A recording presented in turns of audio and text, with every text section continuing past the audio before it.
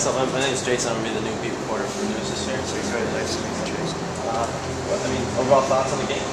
I thought it was sloppy. I honest to God, before the game started, I just was keeping my fingers and toes crossed and we get through it healthy.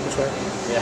Last game was equally as sloppy, but I think that Acadia was a really good team. I thought they blocked shots. It was like a seventh game Stanley Cup playoff for them, and I was just wanting to get through the game safely and healthy. And I thought we did some good things. I thought we did some bad things. I think it was really representative of a preseason game. As I said to the coaches afterwards, I was more disappointed that we weren't able to, inject some energy into the doghouse because there was a good group of them in there for a kind of a meaningless game. But I think you all saw the ice conditions seemed to deteriorate.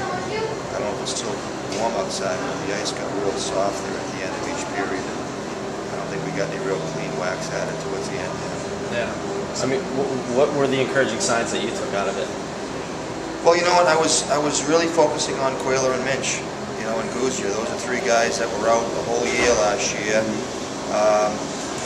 that means as a calendar term, it's like 2 years out of hockey. And I just wanted to see what they were like in terms of their timing and their rhythm. And I thought all three of them looked really well. I think Coiler got frustrated. He didn't get the puck in the areas maybe he wanted to at times, but I think all three of them did a pretty good job. It seems like after a frantic start, it really got down to a pace that was almost a regular season game. It seemed like everyone was really comfortable playing with each other against.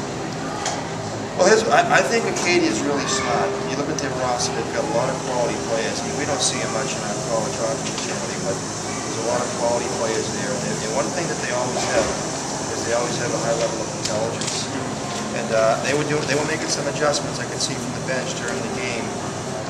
They were pretty, impressive in terms of how they were trapping and forechecking and breaking out, and that was good for us. And to speak to the chemistry part of it, I'm not going to name them, but I thought two lines were very good. I thought two lines looked like they were out of sync a bit. What was the thinking in putting Jamie in front of the net? Obviously, he's the biggest guy, but was that something that you guys have ever worked on? Has he ever done that before at the end of the game? No, we didn't do a lot of work. You can't practice. So we haven't done enough work on penalty killing and power play. I mean, you think that first goal they got the penalty kill. I mean, guys were going, well, what do I do there? I think it was 8 freshmen playing. They said, well, we'll fix that. We'll make an adjustment. We did freshman. Yeah, so we'll make an adjustment there after the break. But it's something we talked about as a coaching staff, that it wouldn't be a bad thing to have Jamie's big body in front of that. I thought he was terrific, by the way. I thought he was. The pass he made on the first goal was outstanding with pressure.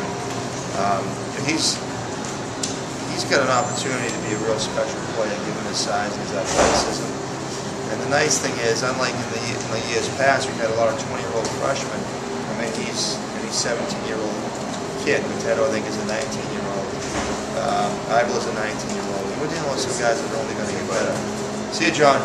Thanks. Yep. Coach, one of the lines that stayed pretty consistent throughout the night and stayed together was the Daniels-Ferriero line. Did you see something in the first period that you really liked to cause you to stick with them? I actually liked him. I thought in the first period where, if you notice, we're kind of a possession team. I thought the other guys get a little too cute with the puck. They're throwing it around and throwing it away. It's very uncharacteristic of our teams. And they just played a possession game. They hit the puck a lot, and I love the way they took it to the net. Ferrio's one time was frightening. That one he took there in the second period, that was 2 in a row back to back. And the guy got hurt, right? The guy got hurt, but the one before that or after that, smashed the glass. Yeah, they almost killed Tyler McNeely. So, and again, he's a freshman and he's going to get better and he's going to be a little bit more, I think, poised when he takes that shot. But I just like the line. I thought the line was good all game. After last year, obviously now you got out of it, no big injuries. So now reflecting back on it, were you reluctant to take this kind of a game after what happened last year? Because these Canadian teams, they seem like they come in, they're a little chippy, they're willing to play. Is this something that you would consider maybe next year saying to try to go for a different strategy, maybe play a different kind of team? Or is this something that you think is good for your team? I think it's good. I think that you always have in the back of your mind, like I said earlier, that please don't get injured. I don't want to see guys get hurt. They play an exhibition game with more enthusiasm than you think an exhibition game could be played. Like when I coach in the NHL, both teams know it's an exhibition game, so very few guys are running around trying to kill each other. Where in these type of situations, there seems to be a little bit more, bite to them. So, and I don't blame them, but I just, my big thing was, you asked me how I feel about it. Well, last year, I'll never forget this time, sitting on my couch in Maine, when I got the word that Coyle tore his ACL. I'll remember that for the rest of my life. I'm like, the meaningless exhibition game. So my whole goal this weekend was just to get the guys some live ammunition, get everybody through the game, try and get a sense of what might work in terms of chemistry for lines, get those young, and we've got 3, 4 freshman defensemen in the lineup, get them some time, and then go from there. Coach, what changes are going to happen, if any, or what do you think needs to be worked on for Friday, or before Friday? Well, I mean, the one thing is we've definitely got to get some chemistry with our lines. We had, what, 14 forwards and 17 in the bench. I mean, it's not into a rhythm. It's a choppy game. But I think what we've got to do is try and get our lines into a rhythm where they give us an identity. And that's going to be the first thing. And then there's a lot of little things. I mean, I could be here all night talking about it, but there's typical preseason things like guys throwing pucks around, just throwing pucks blindly into the slot. I thought right before the goal, one of our guys took the puck. We had full possession. He threw it into the traffic, and it gets kicked around. It goes down to our end. There's a face-off. They score.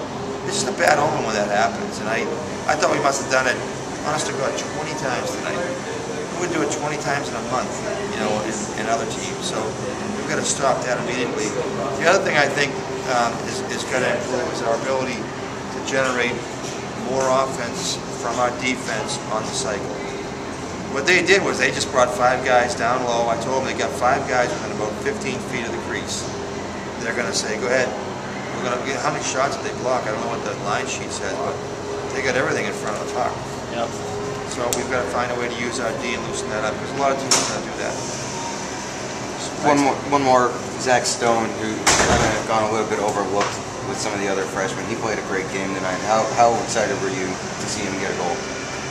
I was really happy for him. It was a little bit of luck. He was sitting on the bench, and the other power plays I thought they were all show and no go. It was all puck movement. It was all pretty BS with the toe drags, and I'm going to show you how to do another toe drag over here. And meanwhile, the clock's ticking down, and they're killing the penalty off. And I get sick of watching it. So I said, Sebastian, put the Daniels out here. And let's put Zach in front of the net. He's a tough kid. He's fearless.